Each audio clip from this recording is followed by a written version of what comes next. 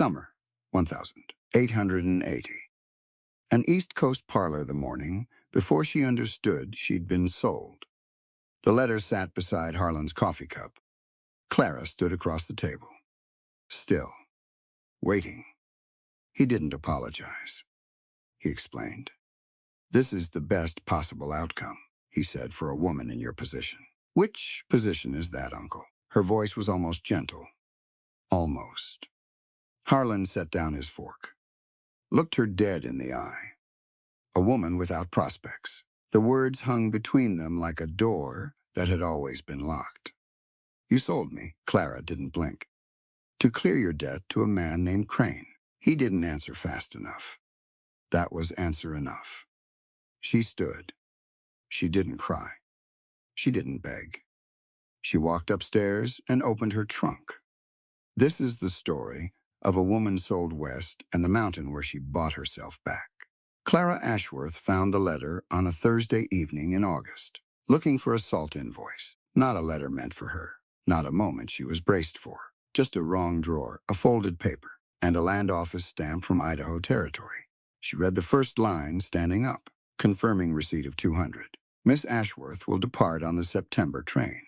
She read it again, then once more. Then she put it back exactly where she found it, walked to the kitchen, and asked the cook if she'd found the salt invoice yet. She hadn't. Clara said she'd look again later. She went upstairs. She sat on the edge of her bed. She did not cry. She hadn't cried when her mother died. She hadn't cried when the third law office turned her away politely. Of course, the way men are polite when they're closing a door they never intended to open. She'd learned a long time ago that crying was something you did when you had somewhere soft to land afterward. She didn't have that. So she sat still and she thought, here is what you need to know about Clara Ashworth before any of this makes sense. Her father, Thomas, had been a printer. Good hands, careful mind. The kind of man who believed that a woman with a sharp brain deserved to use it. He'd taught her contract law from his library, bookkeeping from his ledgers. He used to say, "The world will try to make you small. Clara, don't let it name what it's doing. Call it what it is." Then the mill accident happened. His left leg stopped working. His hands got unsteady, and Uncle Harlan showed up with his ledger books and his careful smile, making himself useful until he was simply in charge. Clara had applied to 3 law offices that year. All 3 thanked her for her time. She'd tried a counting house on Market Street. The manager offered her a copy clerk position, the same desk she'd watched a 19-year-old boy walk out of in 6 weeks. Promoted, moving up, she went home. She organized her father's books. She said nothing. That was the life she was living when she found the letter. She brought it to Harlan at breakfast the next morning, set it beside his coffee, waited. He didn't apologize, he explained. He used the word opportunity 4 times. He said the man in Idaho had land and a sound house. He said this was the best possible outcome for a woman in her position. "Which position is that, Uncle?" Harlan set down his fork. "A woman without prospects." The words sat between them like furniture that had always been there. "You sold me," Clara said, "to clear your debt to someone named Crane." He didn't answer fast enough. That was answer enough. She stood up. She went back upstairs. And she did something Harlan probably didn't expect. She didn't pack to leave him. She sat at her desk and read the letter from Idaho for the first time. The real one, not the copy. The one that had arrived 2 months ago, before she knew any of this. It was signed Elias Hargrove. The handwriting was rough, slanted, but near the end. One line stopped her cold. "This is hard country, but no one on this mountain will look at you like something owed."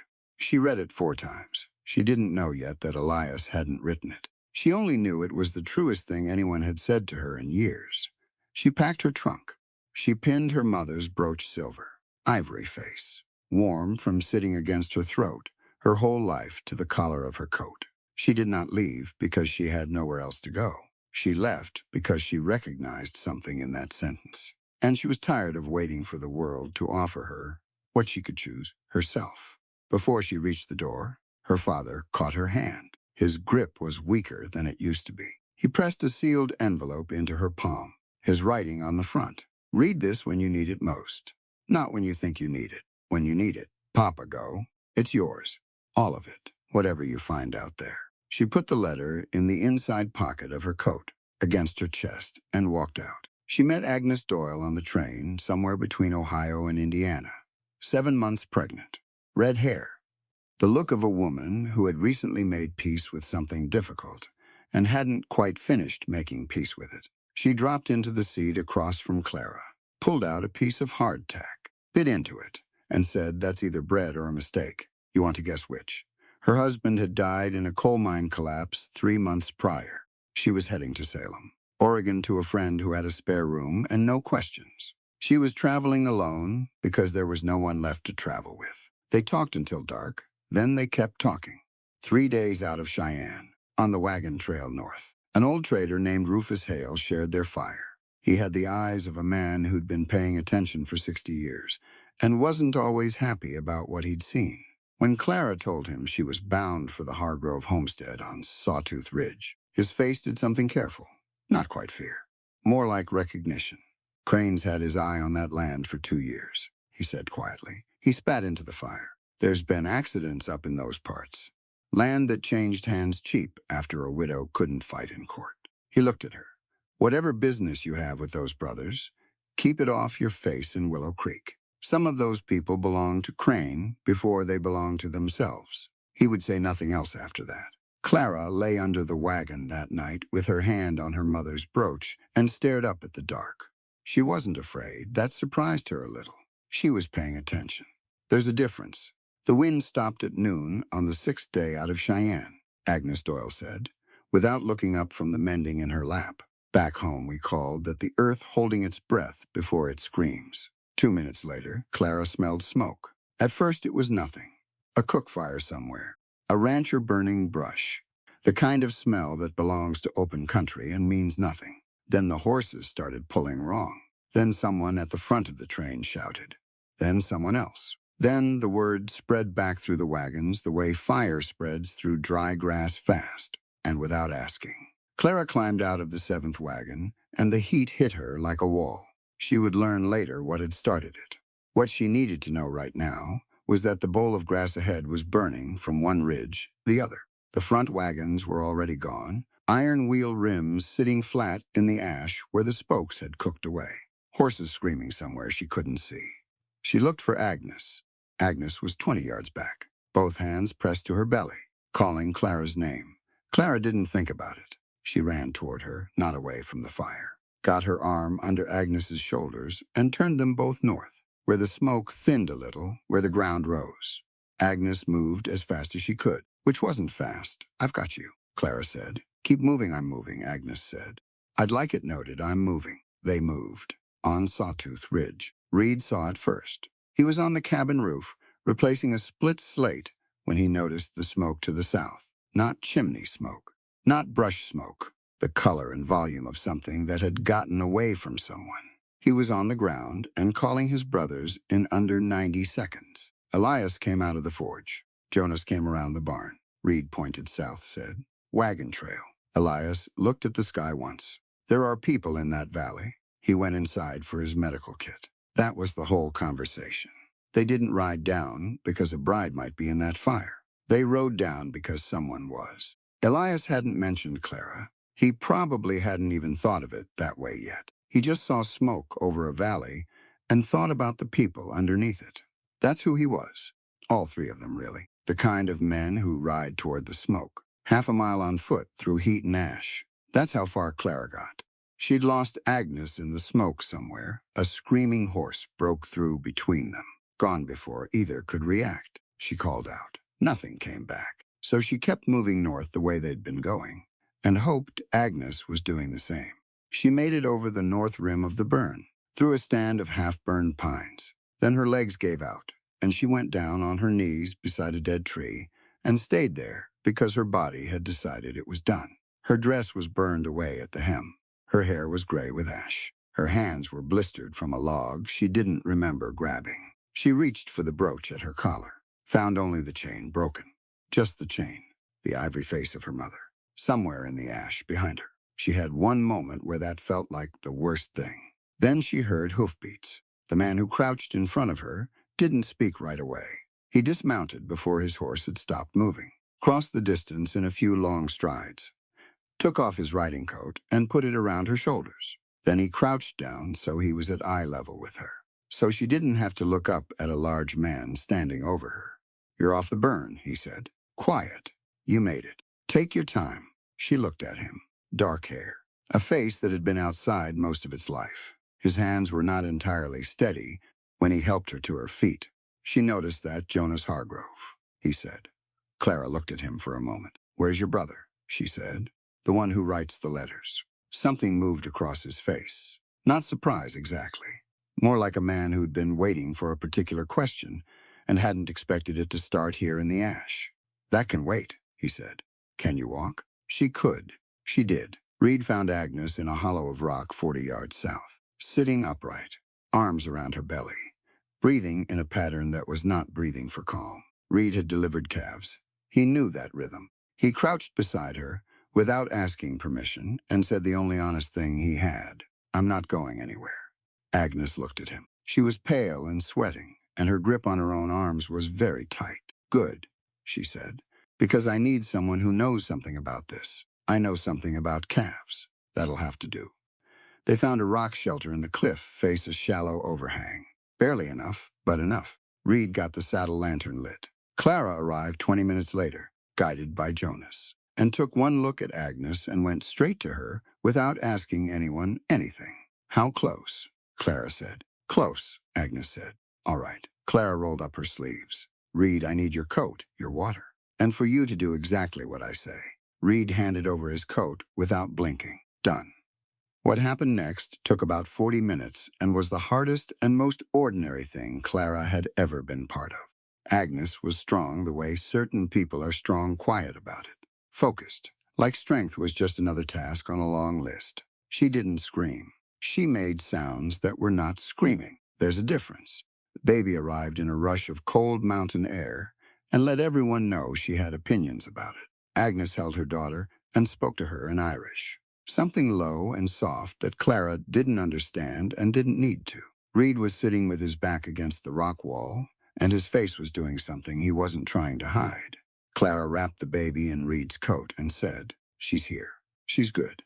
Agnes pressed her cheek to the baby's head and closed her eyes. Reed said not to anyone in particular, just to the air. "People like to say women are the weaker sex." He shook his head once. "I don't think they've been paying attention." Clara looked at him. "It's not strength, it's just ordinary. Ordinary things that people have refused to call ordinary for thousands of years." Reed filed that away, somewhere he wouldn't lose it. Elias found the other survivors. Rufus Hale with burned hands, holding himself together through what appeared to be pure stubbornness. And a boy 10, maybe 11, sitting in the ash holding a tin cup like it was the last solid thing in the world. His name was William. His parents had been in the front wagons. Elias lifted the boy onto the horse in front of him.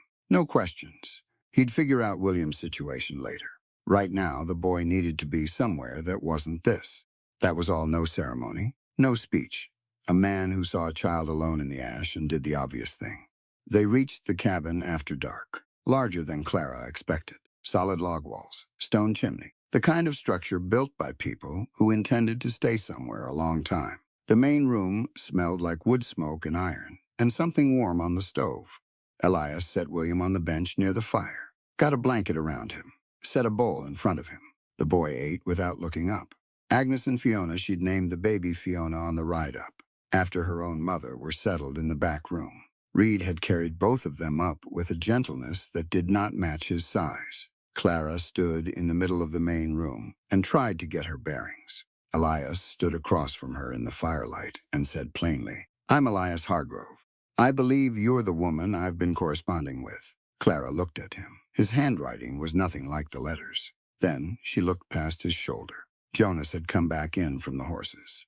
He was standing just behind and slightly left of his brother, with the specific stillness of a man who is hoping not to be looked at directly. "Which one of you," Clara said, "actually wrote those letters?" The fire popped outside. Wind moved through the pines. Nobody answered fast enough. She woke up in a dead man's bed. That wasn't fair. Technically, nobody had died in it, as far as she knew. But that's what it felt like, waking up somewhere entirely someone else's. A mountain she hadn't agreed to, a life she hadn't written yet. The room was plain. log walls, a wool blanket that smelled like cedar, morning light coming in low and golden through the single window. On the bedside table, a glass of water, a folded cloth for washing, a note in handwriting, so rough it looked like the man had considered legibility optional.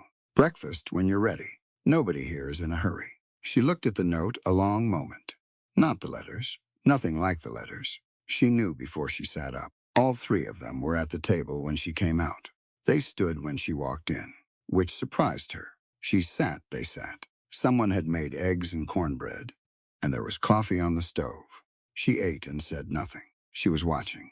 Elias ate like a man who'd been up since before dawn, steady. Efficient, no wasted motion. Jonas kept his eyes on his plate more than anywhere else. Reed ate with one hand and used the other to quietly slide the sugar toward where she might want it, without making anything of it. She watched all three of them. Then she reached into her coat pocket, took out a letter, and laid it on the table. The third one. July, she read aloud, not all of it. Just one part.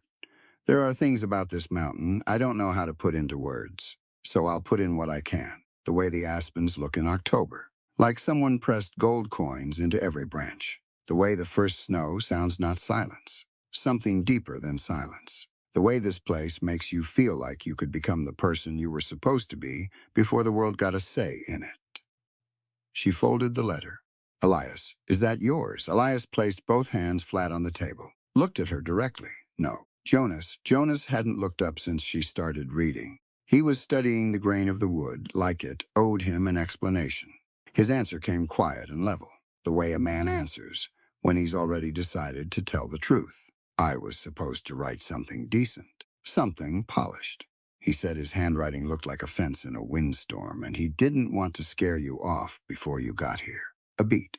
I wrote 5 drafts before I sent the first one. I'm not sure when it stopped being for him. Silence. Clara looked at him. Do you know what you wrote? Jonas Hargrove. He didn't answer. You wrote like someone who thought the person reading was worth writing to, like they were a full human being and not a vacancy to fill. She folded the letter and set it beside her plate. That's rarer than you'd think. Jonas finally looked up. His expression was the expression of a man who had been braced for something worse and wasn't sure how to stand down. Clara picked up her fork and went back to her eggs. That was all she said about it, for now. After breakfast, Elias asked her to come to the forge. Not the main room, not the kitchen, the forge. She understood this wasn't courtesy. Men like Elias didn't perform courtesy. He was showing her where he actually lived. On the work table, beside a half-finished iron latch, was a document. She recognized the letterhead before she read it. The land office stamp, the $200 figure, Crane's name at the bottom as guarantor, her uncle's signature beside the transfer terms, her own name in the subject line, like a receipt for livestock. Elias stood with his hands behind his back.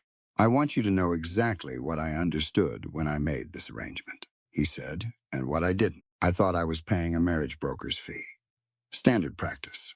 I paid it to a middleman in Willow Creek, and I didn't ask enough questions about where it went. He paused. I did not know, until this document arrived 3 weeks ago, that I had paid your uncle for you, like a bill of sale. He met her eyes. I need you to hear this clearly. No document, no payment, no legal instrument of any kind gives any person, including me, a claim on you. What's on that paper is not a contract. It is an insult to you, and I am sorry it exists. He picked it up. He walked to the forge. He pushed it into the coals. It caught in 4 seconds and was gone in 12. Clara watched it burn. So what am I here as? She asked. A guest, until you decide different. And if I decide different, then you decide. He looked at her steadily.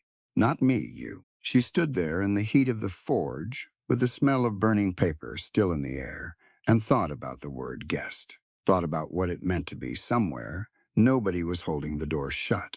It had been a while. She found the room herself, walking the cabin to get the shape of it. A door on the west side she hadn't noticed. New lumber, the pine resin smell, still sharp enough to catch in the back of her throat. A window that caught the afternoon light in a particular clean way.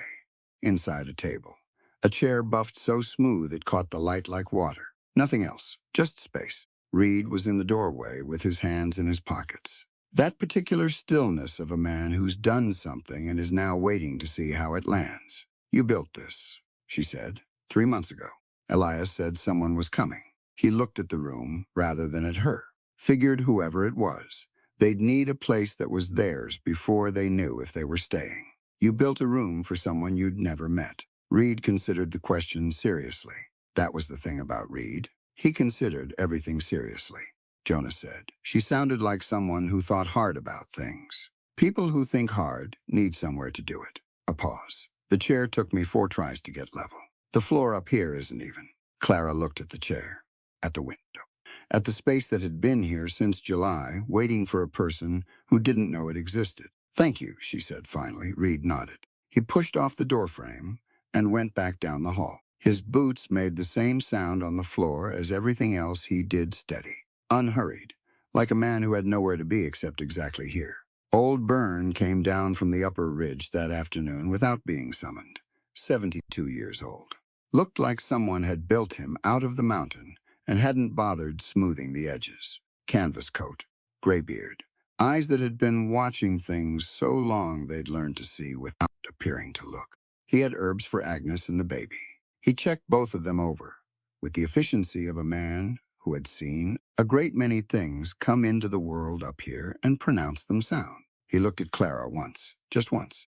Then he went to find Elias. On his way back through, he stopped beside Reed in the hallway and said quietly, "The woman ran into the fire to get her friend out." "Reed, I know, then you know she'll stay." He walked out without waiting for an answer.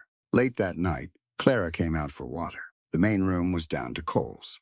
She thought the house was asleep. She was almost to the kitchen when she heard Elias's voice from the low chair by the fire. Low and even. The way he talked when he wasn't thinking about how he sounded. She knew, he said, the minute she looked at Jonas. Jonas from somewhere near the window. She's going to know everything. Eventually. She reads people, I know. A pause. Jonas's voice was careful. I need you to understand what I'm telling you. I didn't write those letters for you. I wrote them for her. I didn't know that's what I was doing until the third one. Silence, long enough that Clara counted her own heartbeats. I know that too, Elias said. She stood in the dark hallway and did not move for a full minute. Then she went back to her room, lay in the dark, stared at the ceiling logs. She reached into her coat pocket, the sealed letter from her father.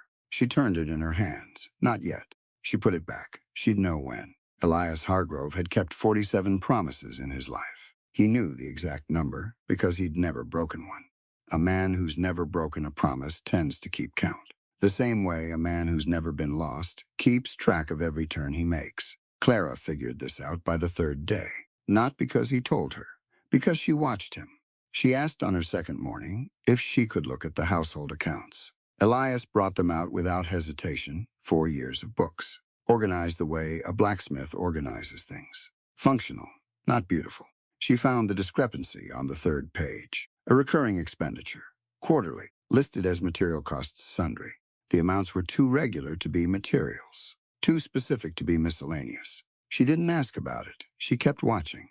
2 days later, Reed mentioned, without intending to, the Dunmore family down in the valley. Lost their father in a mine accident 2 years back. Hard winter last year. Hard winter the year before that, too.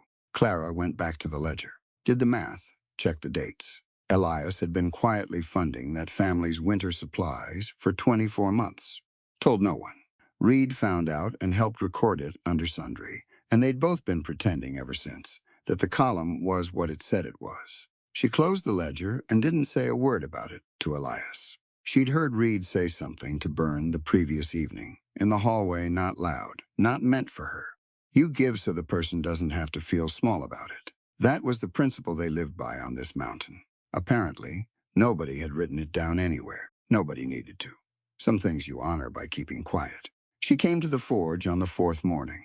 Wrapped in a shawl, she stood at a natural distance. Not too close. He noted where she'd placed herself without commenting and went back to what he was doing. For a while, he just worked. The coals, the iron, the hammer. The rhythm of it was something she felt more than heard. It settled into her chest, like a low note on a church organ. Iron has 5 temperatures, he said, without looking at her. Black is cold, won't move no matter what you do. Blood red is the start, the iron's waking up, but it's not ready yet. Cherry red is working temperature. That's where most of the work happens. He pulled a bar from the coals. It glowed orange at the center. Orange is still workable. But you have to move. The heat's already leaving. You've got a small window. He set it on the anvil, struck 3 measured blows. Turned it a quarter, struck 3 more. White hot is the beginner's mistake. Looks like power. It's not.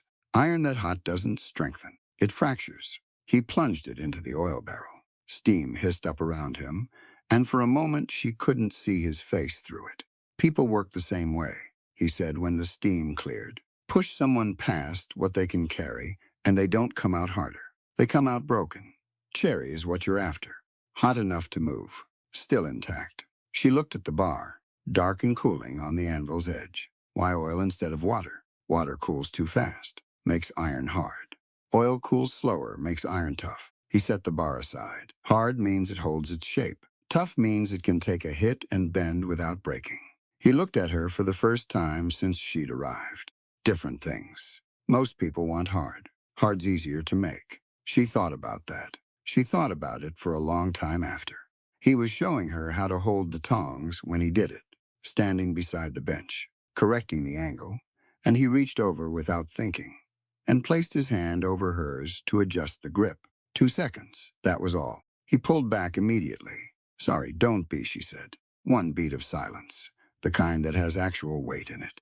He turned back to the forge. She watched his back for a moment and noted, without making anything of it, that her heart was doing something it hadn't done in a while. She went back to watching the iron. The argument happened on the 5th afternoon. Clara was in the supply room, counting flour sacks when the voices started in the main room. Not loud, that was the thing. Neither of them raised their voice once, which somehow made it worse. The surface of it was the north pasture fence. Repair it this season or wait and do it right in spring. But she'd been listening to people her whole life, the way her father had taught her, and she knew what was underneath. Elias, I already ordered the wire from Willow Creek. Jonas very quietly. When did you decide that? Last week. It made sense. You didn't ask me. It's a fence. Jonas, it's not about the fence. Silence, you do this, Jonas said. Still quiet, still level. You decide what makes sense, and then everyone else finds out after. It mostly works out because you're usually right. But being right and asking are not the same thing. Clara stood still in the supply room. Elias didn't answer for a long time. You're right, he said finally. I should have asked. That was it. No defense, no wounded pride to manage. No long explanation. Just a man who heard something true and said so. She picked up her flower count where she'd left off. She had seen in those few minutes exactly who both of them were. Elias's flaw. Right out in plain daylight, he made decisions for the people he loved because it was faster, and he was usually right. And he hadn't noticed that being usually right had quietly become its own kind of problem. And his grace, he could hear a correction without turning it into a war.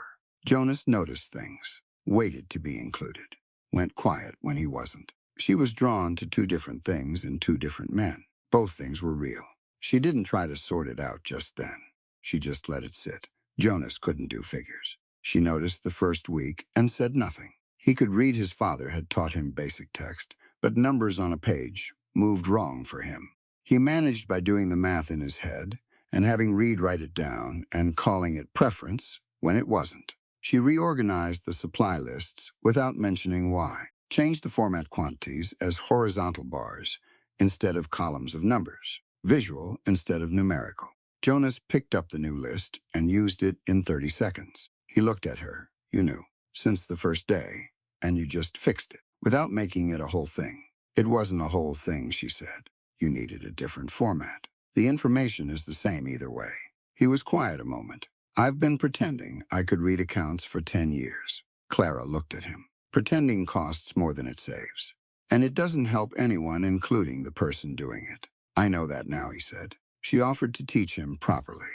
He said he'd be slower than a 10-year-old child. She said they'd start with the number 1 and work from there. They did. They worked together by lamplight over the following evenings, she teaching. He learning with the focused stubbornness of someone who'd been waiting a long time to stop pretending. The night he read a full column of figures aloud without stopping.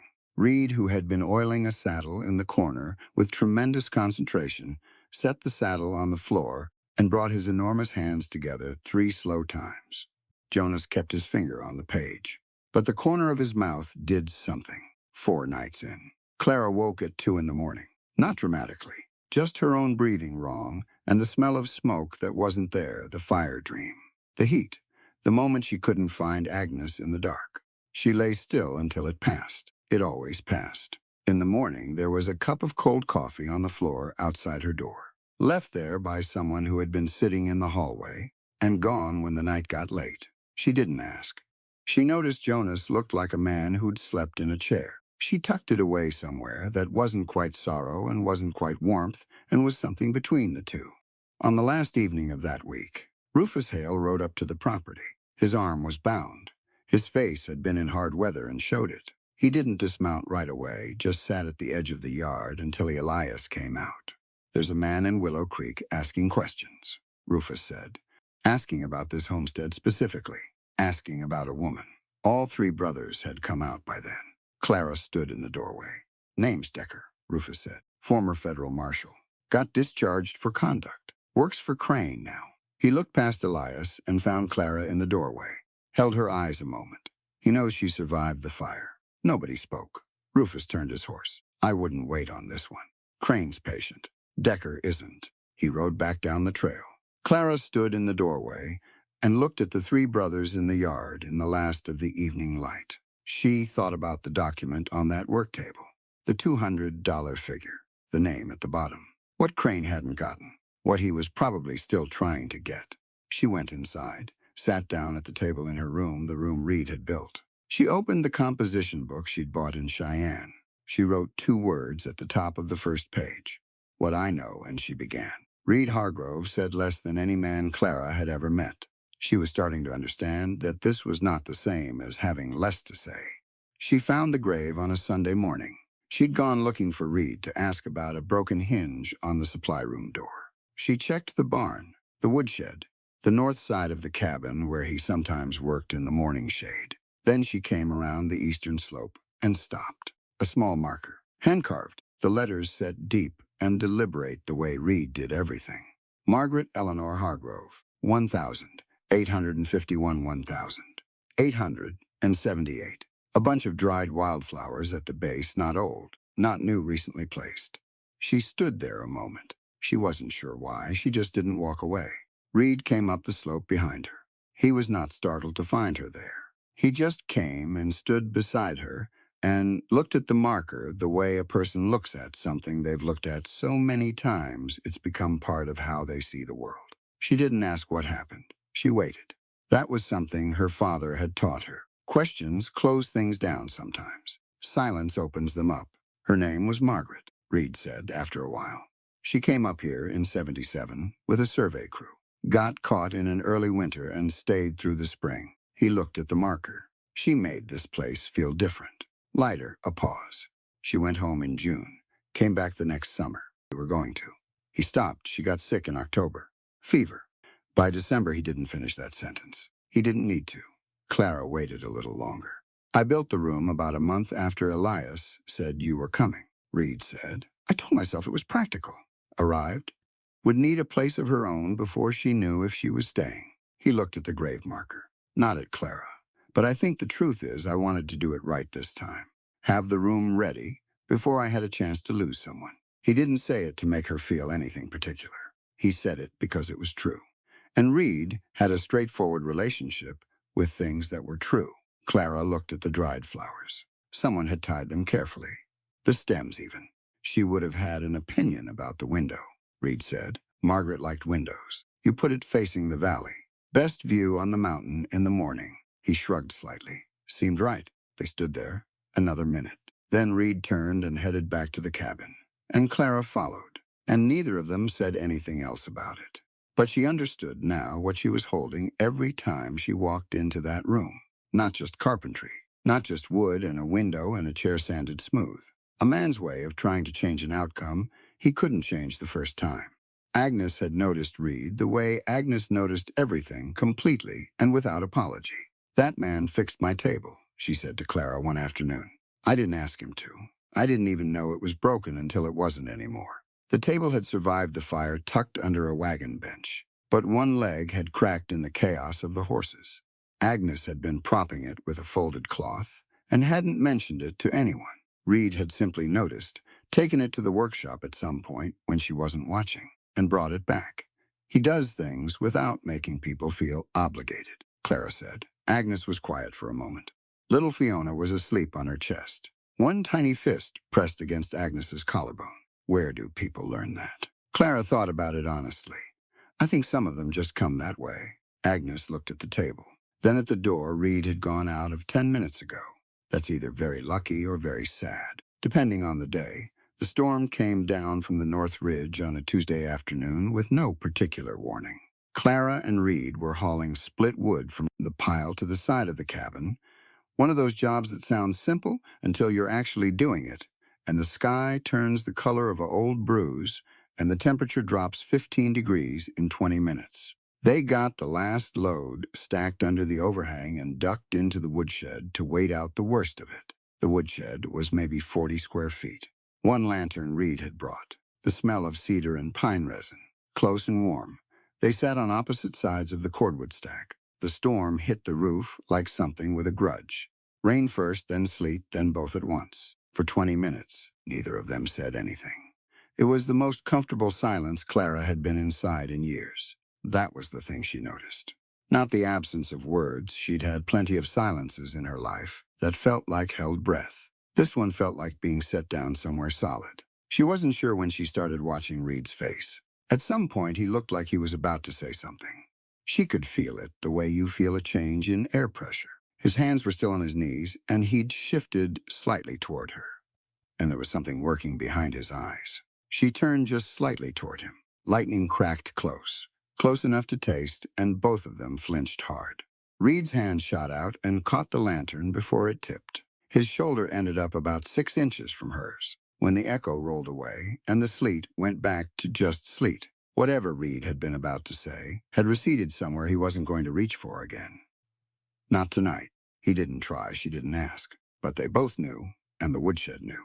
Decker arrived on a gray Thursday morning. He rode up the property trail on a brown horse with the unhurried confidence of a man who had found that confidence worked better than threats in most situations. Black coat, document folder under his arm, the easy bearing of someone who'd done this before. He introduced himself as a special investigator for the Federal Land Commission, Idaho Territory, with a friendly smile that did not reach anywhere near his eyes. He was polished, he was legal, he was cold in a way that had nothing to do with the temperature. He produced a formal notice. The Land Commission had received a petition challenging the Hargrove homestead claim on grounds of incomplete cultivation under the Homestead Act of 1862.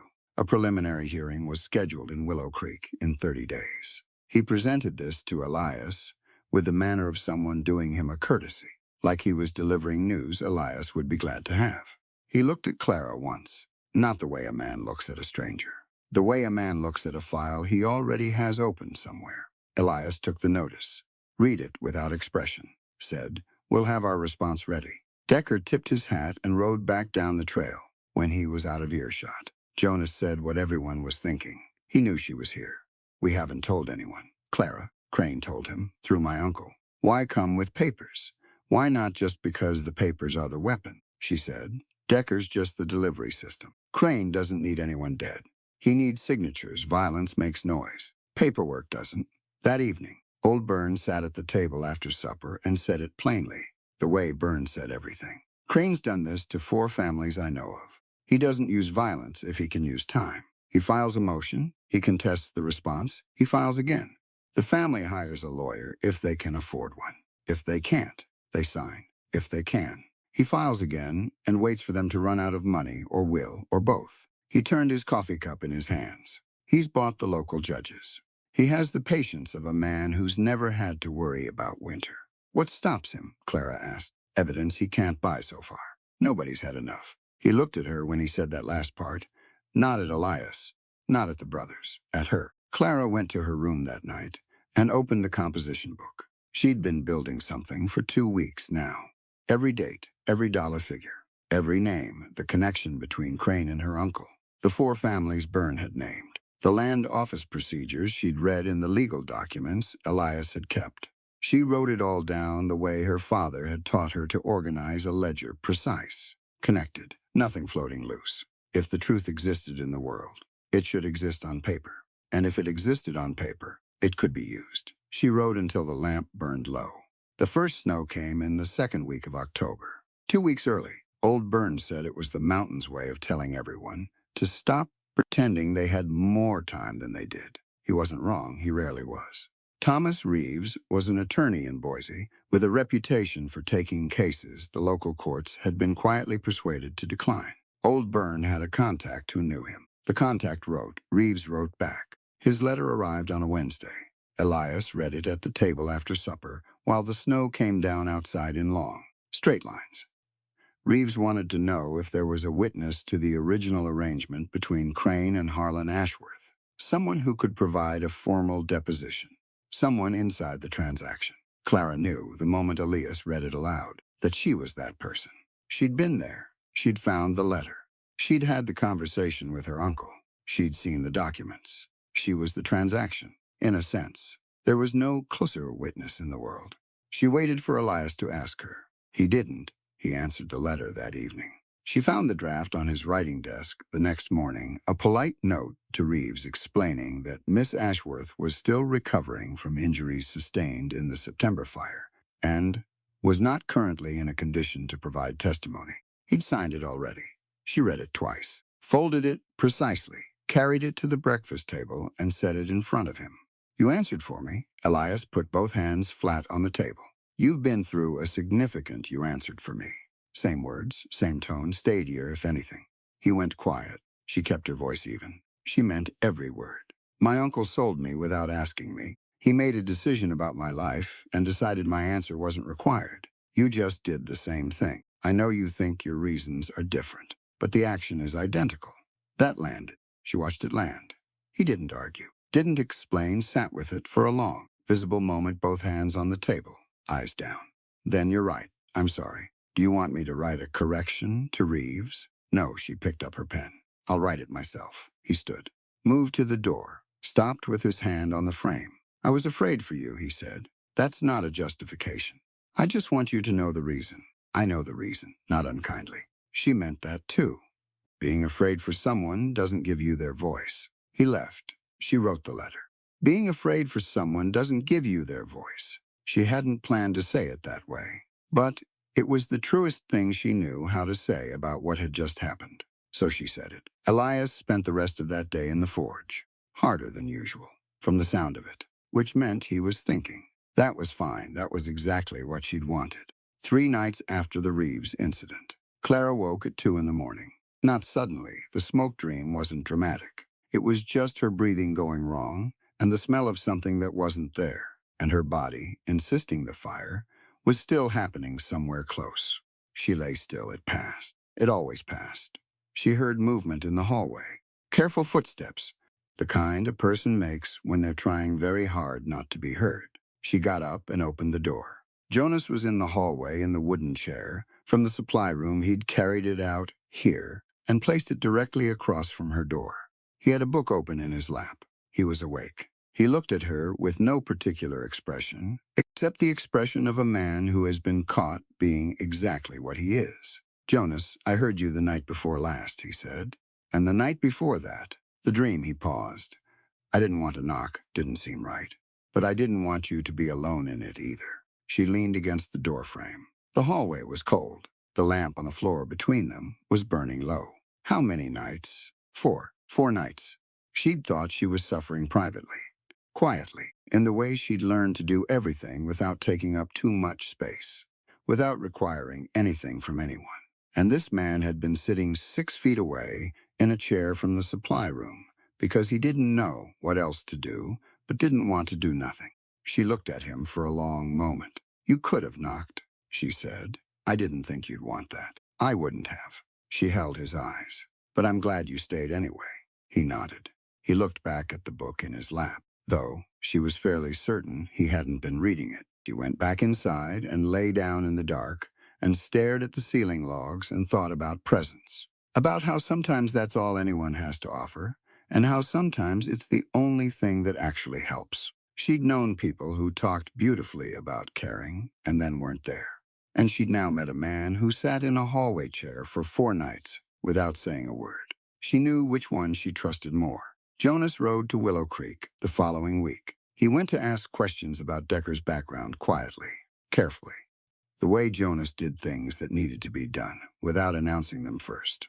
Late afternoon, coming back through town, he stopped near the land office. Two men were going in through the back entrance of the hotel restaurant, the kind of entrance people use when they'd rather not be seen together.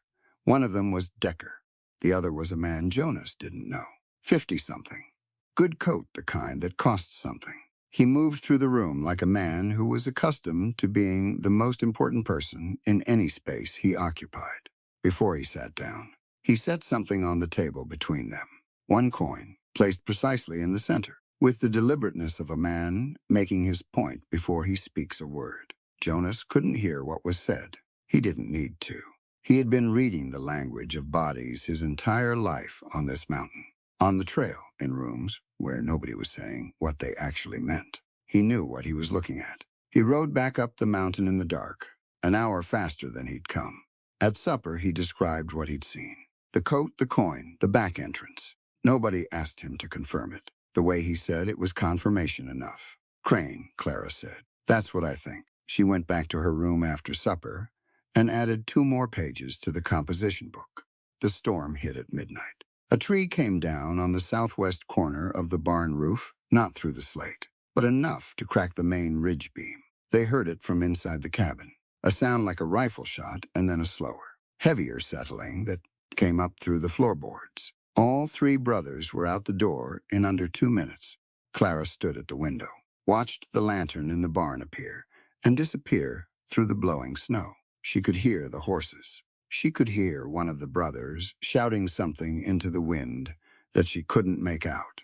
She looked at the wood box beside the stove. Empty. She stood there for about 10 seconds making a decision. Then she put on Reed's buffalo coat. It hung past her knees, lit the second lantern, and went out. The cold was a different animal than she'd expected. Not Pennsylvania cold, not the cold that settles and sits. This was cold with edges. It cut through the buffalo hide where the buttons hadn't caught and found every gap. She walked the trench Elias had dug from the cabin to the barn and pushed inside. Elias had his shoulder under the cracked ridge beam. His boots were sliding in the wet straw. His face was the color of old ash. Reed was up on the roof in the storm with an axe, working at the fallen trunk. Jonas had the horses, both hands on Murdoch's halter, talking to him low and steady. The voice of a man who has talked frightened animals down before. Clara saw the iron pry bar on the wall before anyone said anything. She crossed the barn, lifted the bar off its peg, 30 pounds, maybe more, and carried it back to Elias and set it at his feet. Brace it, she said. Use the post for a fulcrum. I'll hold the light. He looked at her for half a second. Then he didn't argue. He kicked the lower end of the bar against the base of the oak post, set the upper end under the beam where his shoulder had been, and slowly, carefully let his weight shift off his shoulder onto the bar. The bar held. He stepped out from under and straightened up and took a long, ragged breath. She held the lantern high. Jonas got Murdoch clear, got the second horse. The cow followed on her own. Reed's axe kept ringing on the pine trunk above them, steady as a clock. It took 11 minutes. The trunk parted. The weight eased. The beam stopped moving. They braced it with 2 additional posts, hammered up from below. When they walked back to the cabin, Clara put the kettle on, made coffee. Strong set 4 cups on the table and filled them. They sat down, all 4 of them. Storm finishing its business outside. Nobody spoke for a while. Jonas looked at her across the table, then at his brothers. He didn't say anything either. Elias looked at her across the table. In the lamplight, the coffee warm in his hands, and it was different from any way he had looked at her before. Not the look of a man who feels responsible for someone. Something else. Something that hadn't been there before tonight. He looked at her like she was someone. You shouldn't have come out, Jonas said finally. Clara wrapped both hands around her cup. I'm either part of this household or I'm not. Nobody answered that directly. Nobody needed to. She had spent 24 years being talked about in rooms she wasn't invited into. She was done with that morning. After breakfast, the dishes still on the table. Clara stood up. I know what's been in this room that we haven't said, she said, and I'm not going to keep walking around it like furniture. Nobody moved. She looked at Jonas first. You wrote those letters. and whoever you were writing for. What you put in them was real. I knew it the way you know when someone is actually talking to you instead of performing at you. That mattered. It still matters. She looked at Reed. You built a room for a stranger because you thought she'd need something of her own. Nobody has ever done anything like that for me. I will carry that for the rest of my life. She looked at Elias. You burned that contract when you could have kept it. Any other man would have kept it. And 2 weeks ago, you made a decision for me that wasn't yours to make. And when I told you that, you heard it. You didn't argue. You didn't explain it away. You said you were sorry, and you meant it. She paused. That's rarer than it should be. She looked at all three of them. I am not a prize. I am not a reward for good behavior. I am a person who is building a life. And I want to stay here, not because I have nowhere else to go. I have somewhere else to go. I have the knowledge and the means to start over somewhere else if I chose to. I want to stay here because this is the first place I've ever been where I was treated like my answer to the question actually mattered. She sat down. I am not going to pretend I don't feel what I feel. But I'm also not going to let any of you carry something unsaid because you're too decent to say it. Whatever happens, I would rather know the truth than have everyone be comfortable. The fire in the hearth moved, wind outside low and steady. Then Jonas stood up. He walked to the window, looked out at the ridge a long time. When he turned back, his face was the face of a man who has picked something up and decided to carry it the right way instead of the easy way. Everything I wrote was true, he said. I don't need you to do anything with that. I just needed you to know I wasn't pretending. He sat back down, his hands went to his knees, flat and still. Whatever you decide, I'm not going anywhere. This is my home, and you're part of it now, and that's enough for me. Reed said nothing for 2 full minutes. Clara waited, Elias waited, everyone waited. That was Reed. He got there when he got there. And you didn't rush him. The room is yours, he said finally, not to convince you of anything, just yours a beat. I'm glad you're here. Coming from Reed, that was an enormous amount. Elias stood, placed both hands flat on the table. I want you to stay. I'm not saying that because I wrote for you, or paid passage, or because there's some arrangement outstanding. I'm saying it because I've been trying to figure out how to say it since October, and you just made it easier. He looked at her directly. I want you to stay if that matters. It matters, Clara said. After the others went back to work, Reed stayed. He was resetting a floorboard that had been slightly off since November, just enough to catch under a foot. Not enough for most people to notice. Clara was at her table working through the account books. The ordinary sounds of the afternoon. Reed sat back on his heels, still looking at the floor. Margaret, he said, she would have liked you. She liked people who said the hard thing out loud. Clara waited. I told you why I built the room. What I didn't tell you. He set down his hammer, looked at his hands a moment. I built it because I spent 3 years wishing I'd given her something permanent while I had the chance. Something that said, you are here. You belong here. This is yours. And then she was gone, and I hadn't. He looked up. I'm not telling you that to make you feel something. I'm telling you because you should know what you're holding when you walk into that room. Clara held his eyes. I know now, she said. Then it was worth building. He picked up the hammer and went back to the floorboard. Clara looked at her ledger for a while without seeing it. She thought about what it meant to love someone generously enough that you gave them something without making them hold the weight of having received it. Reed had built a room for a ghost he was still missing and given it to a stranger and asked for nothing back, not even acknowledgement. She thought about all the ways people used love as a claim, a transaction, a ledger entry to be settled later. And then she thought about Reed, who apparently just didn't operate that way. Some people came into the world without that particular instinct. She didn't think it was a character flaw, the way others sometimes did. She thought it might be the rarest kind of good. Jonas came back from his second ride to Willow Creek late that afternoon. He sat at the table and laid it out flat.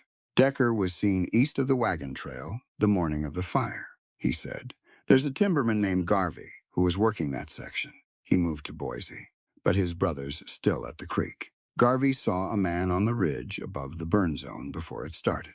Before, not during. Clara went very still. She'd known something was wrong with the fire since the beginning. The timing. The way Decker had looked at her the first morning, he'd showed up not like a stranger, like a file. But knowing something was wrong and knowing the exact shape of it were different things. He started it, she said. That's what I think. Not to kill me, she thought it through. To separate me from the wagon train, before I reached this mountain. To get to me while I was alone and disoriented. Get my signature on the land transfer documents before I ever made it here. Before you were Elias's wife, Jonas said. Or anyone connected to this land. Just a lost woman in an ash field who'd sign whatever someone put in front of her. Agnes appeared in the doorway of the back room. Fiona was on her shoulder. She'd been listening. He put everyone on that train in danger, Agnes said quietly. For a signature, the room was very quiet. Clara thought about Thomas Patterson, who had died in the front wagons. About William, 10 years old, holding a tin cup in the ash because his parents were gone. About Agnes going into labor on a mountain she'd never heard of, in a rock shelter she hadn't planned to see. Collateral damage, in a land grab. That was what the fire was. That was what all of it was. She didn't say any of that aloud. She didn't need to. Everyone in the room understood at the same moment, and nobody wanted to be the first one to say it, because saying it would make it fully real, and it was ugly enough already.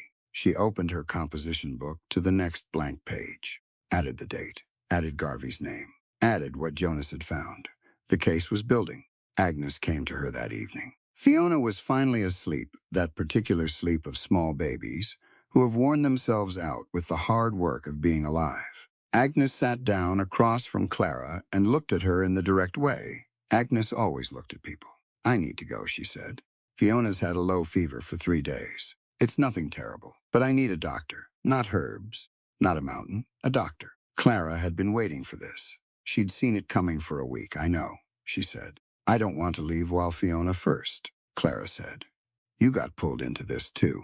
I did, Clara looked at her. But I'm choosing to stay in it. That's different. Agnes was quiet.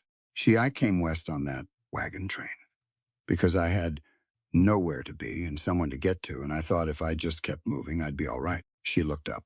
I didn't expect to find people. Real people, you found them, Clara said.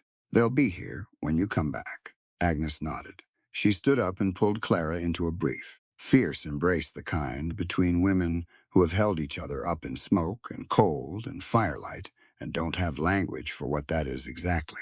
You know what you're doing, Agnes said into her shoulder. I have no idea what I'm doing, Clara said. Agnes pulled back, looked at her. That's what I mean. The people who know exactly what they're doing have usually stopped paying attention. She smoothed Clara's sleeve. You're still paying attention. That's the whole thing. She went back to her room to begin packing. Clara sat at her table in the room with the west-facing window and listened to the mountain settle into night. The aspens were bare now, the last leaves gone 2 weeks ago. Outside, the first stars. She thought about what it meant to stay somewhere on purpose, not because the door was locked, because you looked at the thing in front of you and decided this. This is the one. She wasn't there yet, but she could see it from here. Agnes Doyle left on a Thursday morning, with her daughter in her arms, and all of her grief packed so neatly that only Clara could see it. The brothers had arranged passage down to Willow Creek without being asked. Elias paid the stage fare south and said nothing about it. Reed had built a small wooden box for Fiona's things, cedar, tight-jointed, smooth on every edge. He set it by the door the evening before, without explanation. Agnes found it in the morning and ran her hand along the lid and didn't say anything either. Some things between decent people don't require words. Agnes said goodbye to each brother in her own way. To Reed, you're a good man. I hope you figure out what to do with that. To Jonas, thank you for the nights outside her door. She didn't tell me, but I heard. To Elias, you're in a fair house. That's rarer than you know. Then she and Clara stood in the doorway, where no one else could see them. You know what you're doing, Agnes said. I have no idea what I'm doing. That's what I mean. She adjusted Fiona on her shoulder. The baby was awake, watching the morning light with the serious expression of someone taking inventory. The people who know exactly what they're doing have usually stopped paying attention. You're still paying attention. That's the whole thing. Clara looked at her, this woman she'd known for 6 weeks, who had delivered a baby in a rock shelter on a mountain she'd never planned to visit, who had watched everything with those clear Irish eyes and said the true thing every time, even when the true thing was uncomfortable. Write me when you get to Salem, Clara said. Write me when it's over, Agnes said. All of it. She walked out to the wagon. She didn't look back. Clara had noticed Agnes never looked back at things she'd already decided about. She seemed to understand that looking back made leaving harder, and she didn't have the luxury of hard this morning. Clara watched until the wagon crested the first switchback and dropped into the pines. Then she went inside and got to work. Jonas left the next morning. The plan had been building for 2 weeks. Old Byrne had a contact, knew Thomas Reeves' attorney, Boise, the kind of man who took the cases that made local judges nervous. Reeves had written back. He wanted evidence. Not stories. Clara had evidence. She handed Jonas the document case at the door. Everything is in here. The contract terms. Crane's land commission records. The financial trail between Crane and my uncle. The names of the 4 families he's done this to before us. My sworn personal statement about September. Jonas took it and put it in his saddlebag against his chest. He looked at her a moment. You should know I read the letter you put in my coat pocket. The first time I went to Willow Creek. I know. You said I gave you something most people hadn't. The sense that you were worth writing to. He stopped, started again.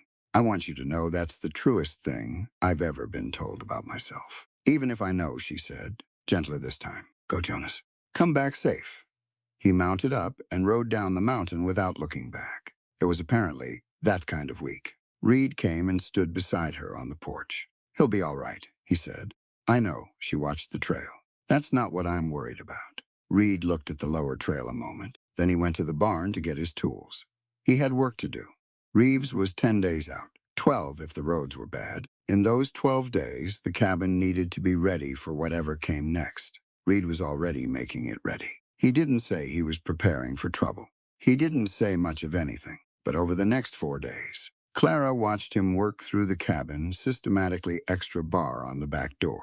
Window shutters that had stuck all autumn now moving freely. The weak board on the west wall replaced with something thicker. She watched him one afternoon from the doorway of her room. You've been preparing for this since Decker came the first time, she said. Yes, you didn't say anything. Didn't want to frighten you.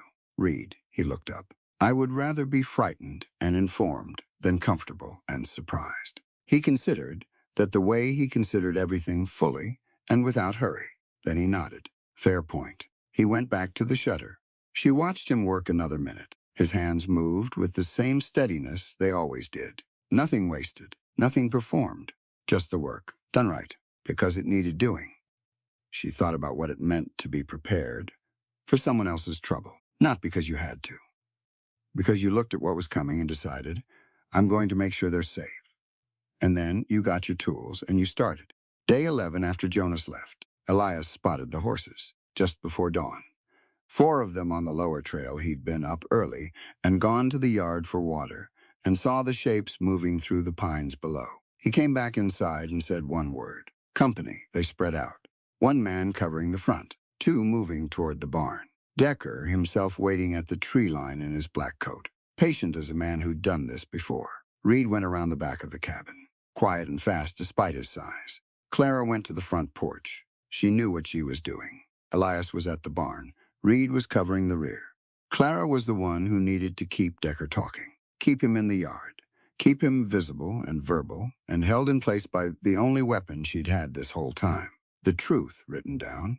She stepped off the porch into the cold morning. Decker came out of the trees with his document folder, and that smile that never reached his eyes. He read the formal arrest order, allowed obstruction of federal land proceedings, with the satisfaction of a man who had rehearsed this. When he finished, Clara said, Mr. Decker, before you go any further, I need you to understand that a complete documentary record of your employment by Victor Crane, your role in the September fire, your falsified commission credentials, and every action you've taken on this property has already reached the office of Thomas Reeves in Boise, along with a formal request for federal intervention addressed to the territorial governor. Decker stopped smiling. You're bluffing. The date I sent it is provable. When Jonas Hargrove comes back, likely today or tomorrow, he'll confirm whether I'm bluffing or not. Decker was still calculating. I'll wait, he said. Please do. Behind the cabin, in the narrow space between the woodshed and the barn wall, Reed intercepted one of Decker's men. She heard it 40 seconds of sound she couldn't quite identify, and then nothing. Reed walked back around the corner of the cabin 6 minutes later with his hand pressed to his left shoulder. Not dramatic about it. He came and stood behind her and to the right and said nothing, because there was nothing to say. The horses were safe. That was what he'd gone to check. She kept her eyes on Decker and kept talking. She talked for 6 hours. She wasn't eloquent about it. She wasn't performing. She just kept him there asking procedural questions, requesting clarification on the legal statutes, noting discrepancies in the documentation, going back over things she'd already asked the way her father had taught her a good mind worked, like water-finding every available path. Patient and relentless, Decker stayed because leaving meant admitting the ground had shifted. Men like Decker needed to believe they were still in control of a situation, right up until they weren't. At midday, Reed brought her a cup of coffee without being asked, set it on the porch railing within reach, went back to his position, didn't say a word. She drank it without taking her eyes off the yard. Jonas came over the southern rise in the early afternoon. He was not alone. Beside him, a compact man in a dark coat on a gray horse, 2 more riders behind, each carrying the governor's commission on a lanyard at their chest. Jonas came down into the yard and looked at her, standing on the porch steps in the cold with her jaw set and her hands folded in front of her. "How long?" he said. The man beside him, Reeves, she understood, answered. "Since this morning, mister." Hargrove. Jonas looked at her. He looked at her the way you look at something you expected to find intact and are relieved to find exactly that. He said, "That tracks." Slade Decker had been arrested before. Better men than Reeves. More dramatic circumstances than a cattle yard on a Sawtooth Ridge morning. But he had never been arrested by someone who had been waiting 6 hours for him to run out of road. Reeves read the warrant quietly. The 2 deputies moved to flank Decker, and it was done. No theater, no struggle.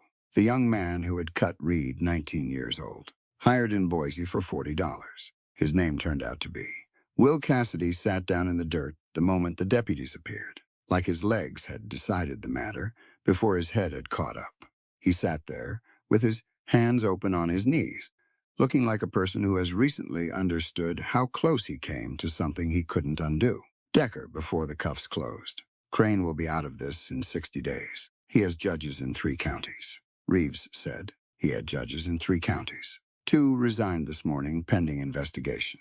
Decker's face did something. That calculation Clara had been watching all morning, the continuous, automatic math of a man who always had an exit. It stopped, just for a moment, long enough to see. She had expected that to feel like something. Satisfaction. May victory. It just felt over, inside the cabin. Reeves sat across from Clara at the table for 3 hours and 10 minutes. The 3 brothers sat against the far wall in a row, with their hats on their knees. She'd noticed that about them when something important was happening that wasn't their business to drive. They got out of the way, and they stayed out of the way. She laid it out, all of it. The letter in the desk drawer, the confrontation with her uncle, the wagon train, the fire, the timing that didn't add up until Jonas found Garvey's brother, the document folder she'd been building since her second night on the mountain. Every name, every date, every dollar. Reeves asked 5 questions in 3 hours. They were the right 5 questions. When she finished, he looked at the brothers along the wall, 3 big, quiet men with identical expressions of barely managed relief, and then back at her. "Miss Ashworth," he said, "I have been practicing law for 22 years. The case you've built is more thorough than work I have received from trained attorneys. Clara, I had the winter. You also had extraordinary care." She looked at her hands, at the composition book on the table between them, worn at the corners from 4 months of use. "I also had that." She didn't cry. She'd been ready to. She didn't. Crane had left Willow Creek quietly. That was what Reeves told them. Federal marshals had gone to his hotel room and found him already in the process of departure bags packed, horse arranged, the unhurried efficiency of a man who had read the weather correctly and was relocating before the storm arrived. He was not under arrest. He was under investigation, which was slower and in some ways worse, because there was no bond posted and no clean end date, and it followed a man into every room he walked into for the rest of his working life. His land commission credentials were suspended. The 4 families he'd maneuvered off their land were being notified by the federal office. He won't go to prison, Clara said. Not a question. Reeves was honest. She'd expected that from him. Not immediately. Possibly not at all. Men of his position have insulation, lawyers and patience, and the ability to make proceedings drag until the other side gives up. He met her eyes. But he is finished in Idaho territory. The mechanism he used, the false petition. The cultivation violation, it's documented well enough, now that it cannot be rebuilt under a new name. What you did stops him from doing this to the next family. He paused. That is not a small thing. Clara thought about Thomas Patterson, about William in the ash with his tin cup, about Agnes on a mountain she hadn't planned to see, having a baby in a rock shelter because a man in a good coat needed a signature. No, she said, it's not. That evening she sat alone in her room, the room Reed built. West-facing window. Pine resin long since faded, but the wood still pale and clean. The chair he'd leveled on the 4th try. She reached into her coat pocket. The envelope had been there since Philadelphia. 4 months. She'd carried it through a fire and a mountain winter, and a confrontation with a man in a black coat, and she hadn't opened it once. Her father's handwriting on the front. Read this when you need it most. Not when you think you need it. When you need it. She opened it. The letter inside was short, the handwriting shakier. Then she remembered the careful, deliberate effort of a man who had decided he was going to say this thing regardless of what his hands were doing. Clara, I did not know what Harlan was doing. By the time you read this, you will have been somewhere I can't reach you for a while. And I want you to know wherever that is. Whatever you found there, it is yours. Your mother and I spent 30 years building a life out of what the world offered us, which was sometimes not much. But the one thing we never let anyone take from us was the right to decide what it meant. That right belongs to you. It always has. Go live it, love, Father. She read it twice. Then she cried. Not grief. Something that didn't have a clean name, the feeling of a weight being set down by someone else's hands. Her father, paralyzed and far away, had somehow reached across 4 months and a mountain range and said, it's yours. Not the life he'd arranged. Not the life the world had offered her. Hers. She was still crying when someone knocked once. On the door. Elisa's voice. Through the wood I heard. Are you all right? A pause. The sound of him not leaving. I'm going to stay out here for a bit, if that's all right. She looked at the door. Jonas taught you that trick. The silence from the other side had the particular texture of a man who has been caught being better than he normally lets on. Good night, Elias. Good night. Late, the cabin quiet. The fire in the main room down to coals. Elias found Jonas in the forge not working, just sitting on the stool with his elbows on the bench. The posture of a man who has something to set down and isn't sure of the right place for it. Elias sat across from him on the woodblock. They were quiet a while. That was something they'd always been able to do together, be quiet without it turning into something. Jonas said, she's going to choose you. Jonas, I'm not saying it to make either of us feel better. I'm saying it because it's true, and I'd rather say it out loud than carry it around. He looked at his brother. She came here for you. The letters, those were mine. But you're the one she stayed for. Elias was quiet a long time. What do you need? Jonas thought about it. I need you to not make it strange. I need you to be good to her. He turned his coffee cup in his hands. And I need to find, eventually, whatever's next for me. I think there's something. I just haven't been looking for it yet. You'll find it. I know, Jonas nodded slowly. I'm all right, Elias. I want you to believe that. Not in 6 months now.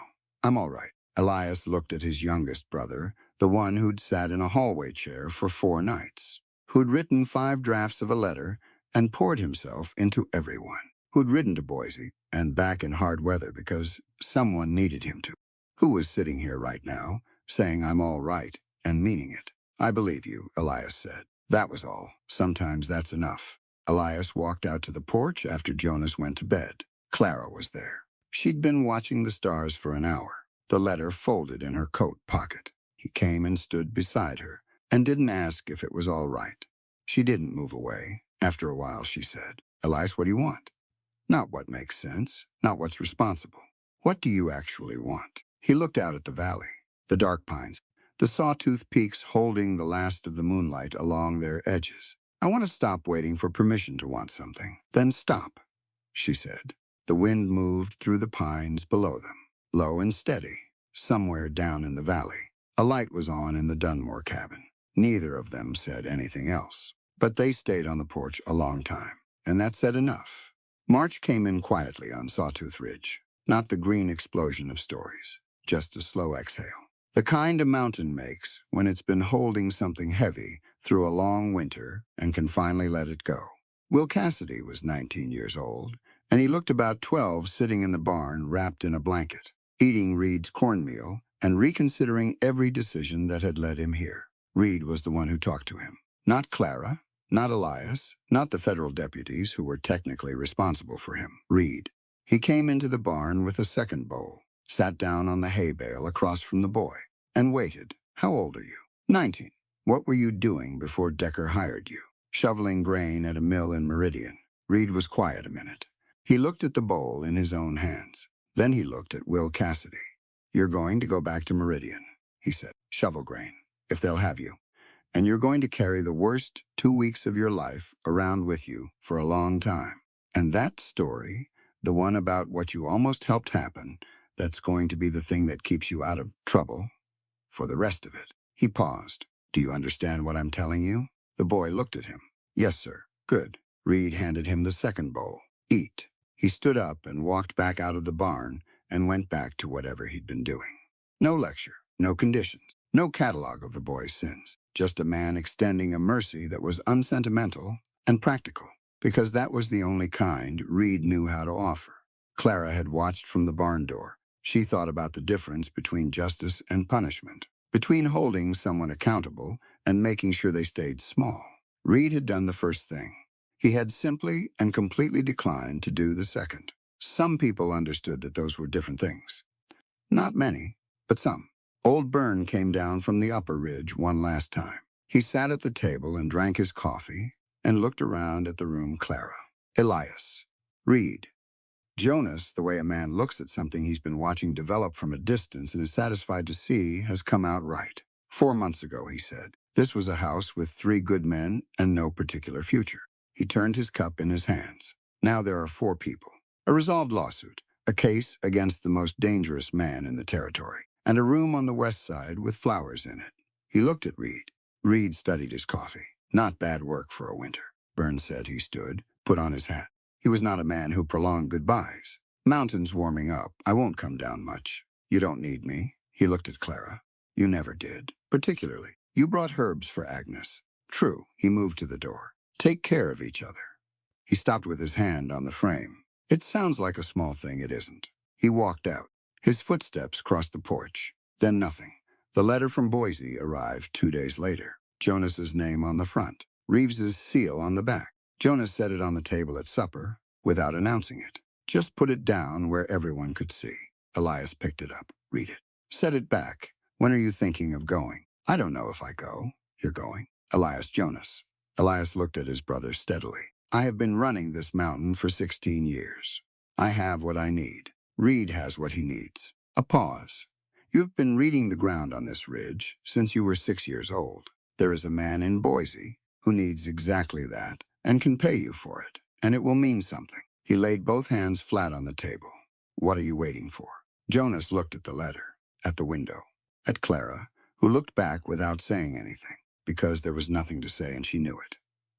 All right, he said. He left 3 days later. On a Tuesday, he shook Reed's hand. He embraced Elias 3 full seconds, which was the Hargrove equivalent of a long conversation. Then he took Clara's hands in both of his and looked at her. You were worth every word I wrote. Go find what's next, she said. Write and tell me about it. He mounted up and rode down the mountain without looking back. Not because he didn't want to, because he had decided that looking forward was what this particular morning required. And Jonas Hargrove, when he decided something, did it all the way. He'll be all right, Reed said. Beside her, I know. She watched the trail. That's what makes it bearable. The morning after Jonas left, Clara came out of her room and stopped. The window had been changed. Double glass, now she could tell by the weight of the light through it, the way it held the morning warmth differently.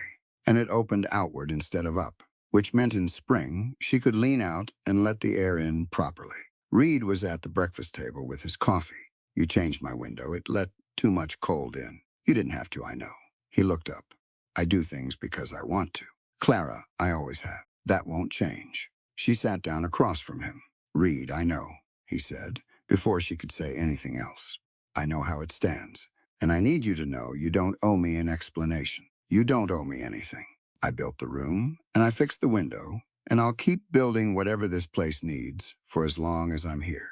And not one of those things is a debt. I know they're not. Good. He poured her coffee and set it in front of her. Then we're clear.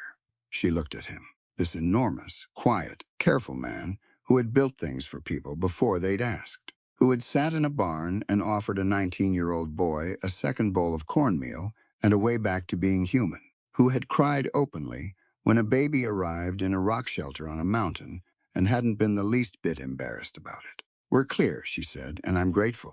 Not for what you built, for who you are. He nodded. He drank his coffee. He didn't make anything of it. That was Reed, late afternoon. The forge. Elias was working, not filling an order, just working. His hands needed something to do when his head was busy, and his head had been busy for weeks. Clara came to the doorway. She stood at the 6-foot mark, the distance he'd told her to stand in October to avoid the sparks. He noticed without looking up, you don't have to stay at 6 feet anymore. You know what you're doing. She came forward, stood beside the anvil.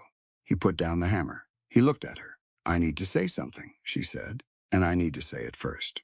Because I have spent my entire life waiting for other people to define what was possible for me. So I'm going to say it first. All right, I want to stay here. Not because I have nowhere to go. Reeves has already offered to find me a position in Boise. I could build something there. Start over. Make a life that's entirely my own. I know that now. I didn't know it when I got off the train in September. She held his eyes. I want to stay here because this mountain is the first place I've ever been where the life I was living matched the person I actually am. I want to stay, she said, and I want to stay as your wife, if that's still what you want. Elias put both hands flat on the edge of the anvil. I have wanted that since October, he said. I've been waiting since October for that question to be yours to ask. Not mine to push toward, a pause. That's a long time to wait. Was it worth it? He reached out careful, deliberate, and took her hand. His hands were warm and scarred and entirely honest. Ask me again, he said. Elias Hargrove, will you marry me? Yes, he said, I will. They married in Willow Creek on a clear April morning. Reeves signed as witness.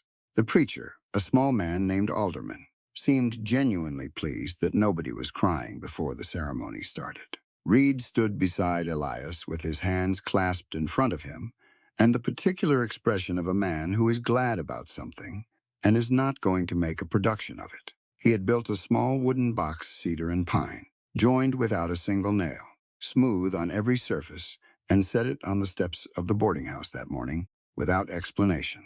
You'll figure out what it's for, he said. Clara wore her traveling coat, pinned at the collar, the silver brooch, warped at the setting from the fire, the ivory face still clear, the clasp worn smooth from 30 years of her mother's hands. It was the only thing she'd carried from the beginning. Elias saw it when she came down the steps. He didn't say anything about it. He looked at it for one long moment, the way a man looks at something that explains everything, and then he offered her his arm. They rode back up the mountain in the afternoon light. The aspens at the meadow's edge were in early leaf, that particular pale green that looks tentative. Like the tree isn't entirely sure the cold is done, but has decided to try anyway. Reed had made supper. He hadn't made it a ceremony. He'd just made supper. Old Byrne was on the porch when they arrived, pipe in hand, watching the valley go from gold to gray, with the satisfaction of a man who is not surprised by good things, but is glad of them. He raised the pipe in greeting and said nothing. After supper, after Byrne went back up the mountain the way he always left quietly, like a door closing in another room, Elias and Clara sat on the porch. The valley was going dark from the bottom up. The ridgeline held the last of the light. From inside came the sound of Reed in the kitchen, clearing up, steady and unhurried, the sound of a man exactly where he meant to be. Elias covered her hand on the porch rail with his own. She looked at the lights coming on in the valley, the Dunmore cabin, the Hale place, the small cluster of lanterns at the Willow Creek crossing. It's a good mountain, she said. It is, he said. Jonas is going to be all right. He's already all right. She leaned her head against his shoulder. He didn't move. The night came down over Sawtooth Ridge, soft and unhurried, the way night comes when it has nowhere else to be.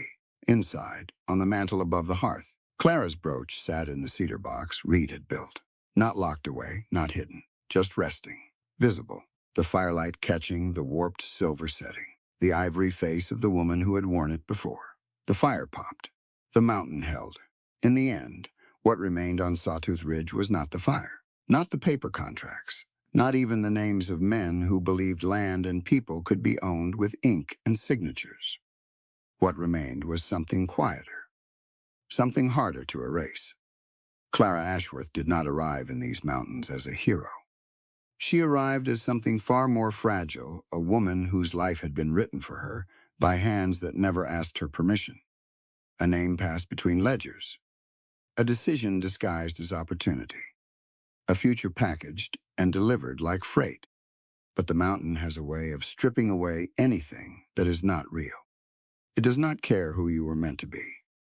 It only responds to who you choose to become when everything familiar is taken away. And in that fire, in that moment when the valley turned to ash and the world stopped pretending to be safe, Clara did not break. She moved. She carried another woman through smoke. She kept walking when there was nothing certain ahead. She chose life in the middle of destruction. That is the first lesson this story leaves us with. Courage is not the absence of fear. It is the decision to keep moving, even when fear is the only thing you can feel. But courage alone does not build a life. People do. And here on this mountain, Clara found something she had never been given before, not protection, not ownership, but recognition. Not as someone to be managed, or traded, or directed, but as someone whose voice had weight. Elias Hargrove learned this slowly. The way strong men often learn hardest truths, not through failure, but through restraint. He discovered that protection becomes harm the moment it replaces choice. That even good intentions can become chains if they speak louder than the person they claim to protect. And so he burned the contract. Not just the paper, but the illusion that love or responsibility gives anyone the right to decide another human being's direction. Jonas learned something different. That being unseen is not the same as being unimportant. That words, even imperfect ones, can become bridges when they are written with honesty instead of performance. And that sometimes the most meaningful connection is not the loudest one, but the one that simply refuses to disappear when it would be easier to leave. Reed, in his silence, taught the most difficult lesson of all, that love is not always declared. Sometimes it is built. A room, a chair, a door left open before anyone knows they need it. A place prepared for someone who has not yet arrived, not as an obligation, but as hope made physical. And Agnes, who passed through the fire and continued forward with life in her arms, reminded them all of something ancient and unspoken, that survival is not just endurance, it is continuation. It is choosing to bring something new into a world that has already taken so much. Together, they formed something the outside world could not easily name. Not a family by blood, not a contract, but something more deliberate than both. A place where a person could stand without being reduced. A place where truth was not punished and silence was not mistaken for consent. And as for Clara, she finally understood what her father had meant when he wrote that the world would try to name what it was doing to her. The characters, settings, and events portrayed in this story are entirely fictional. While certain themes may echo real-life experiences, they are shaped by creative interpretation. The author does not intend to represent or depict any specific individual, organization, or historical event.